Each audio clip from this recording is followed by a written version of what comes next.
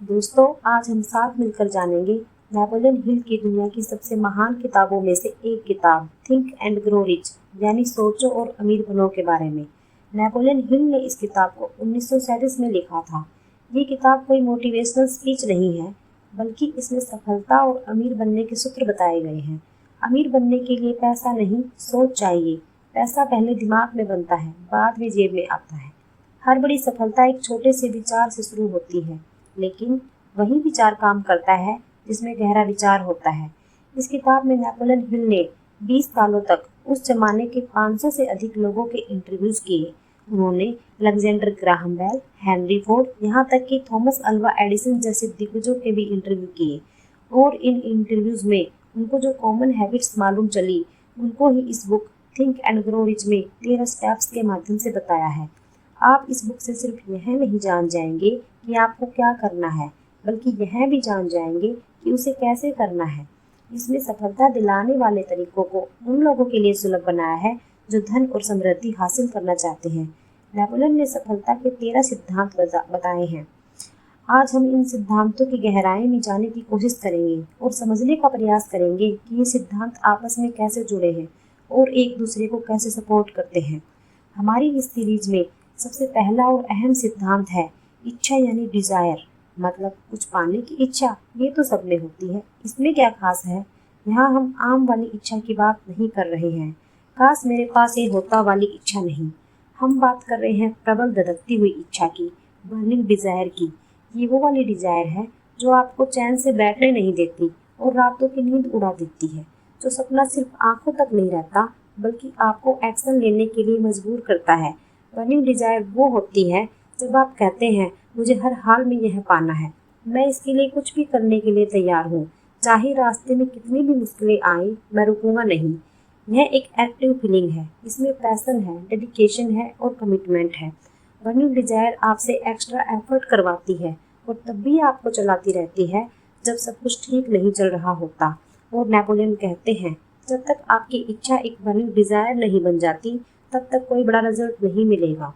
अब Napoleon Hill एक ऐसी कहानी बताते हैं जो आपको इस सिद्धांत को समझने में मदद करेगी।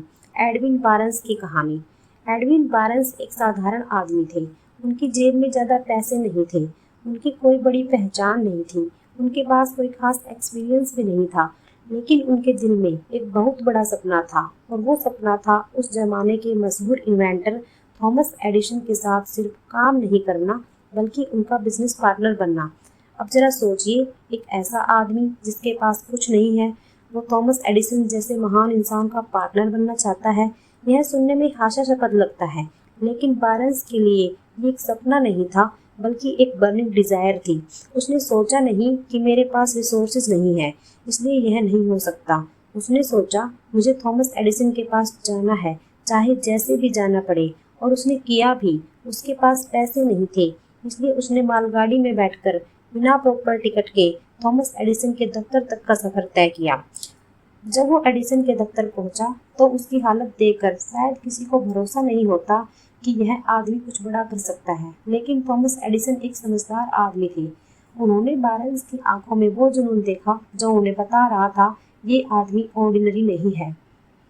बारंस को वहां शुरुआत में कोई बड़ा काम नहीं मिला। उसे एक बहुत छोटी लो लेवल की जॉब दी गई। कोई और होता तो शायद मायूस होकर वापस चला जाता, लेकिन बारंस ने हार नहीं मानी। उसने वो छोटी जॉब पूरी ईमानदारी और लगन से की, और हर दिन वो अपने असली लक्ष्य को याद रखता। उसकी डिजायर कम नहीं हुई, बल्कि दिन प्रतिदिन और मजबूत होती गई।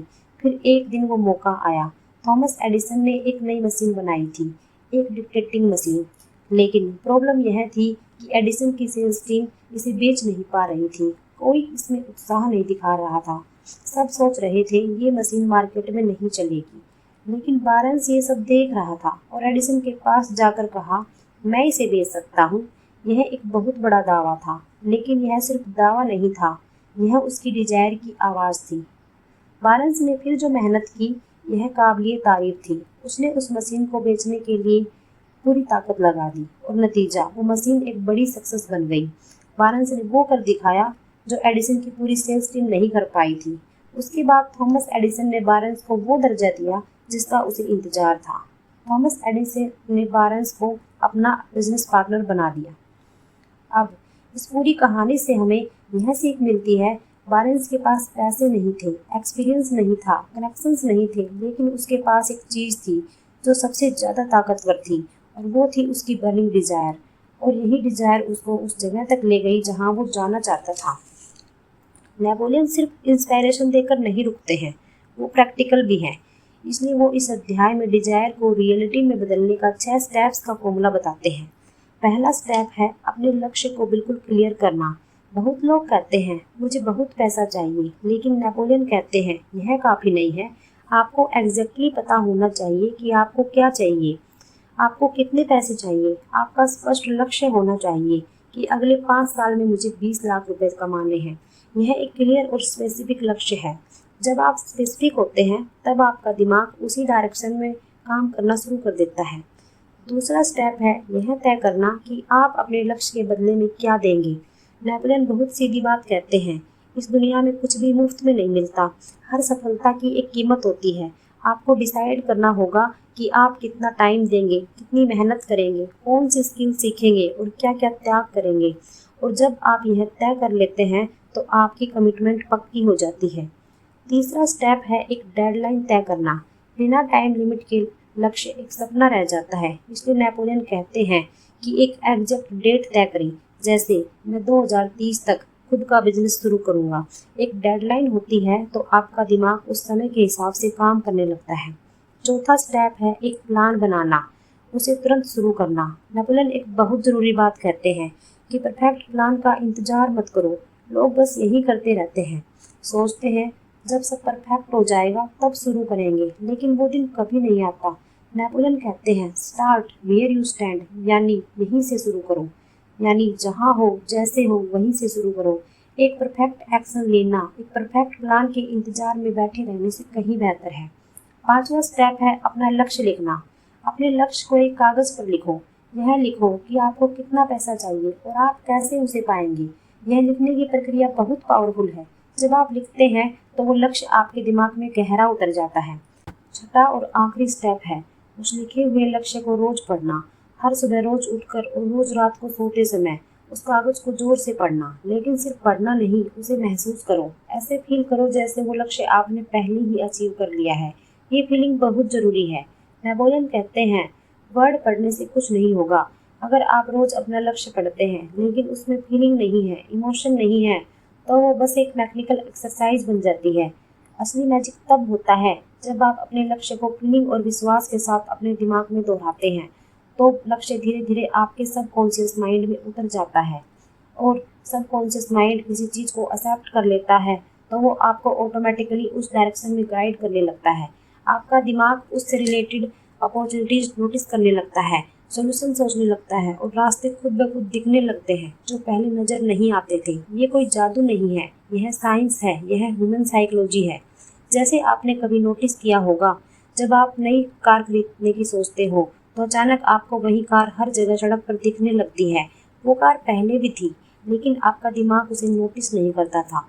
अब जब आपका लक्ष्य क्लियर हो गया है, आपने अपने लक्ष्य को अपने दिमाग में पूरे इमोशन के साथ फील किया, तो दिमाग उसे नोटिस करने लगा है। यही सबकॉन्शियस माइंड की ताकत है।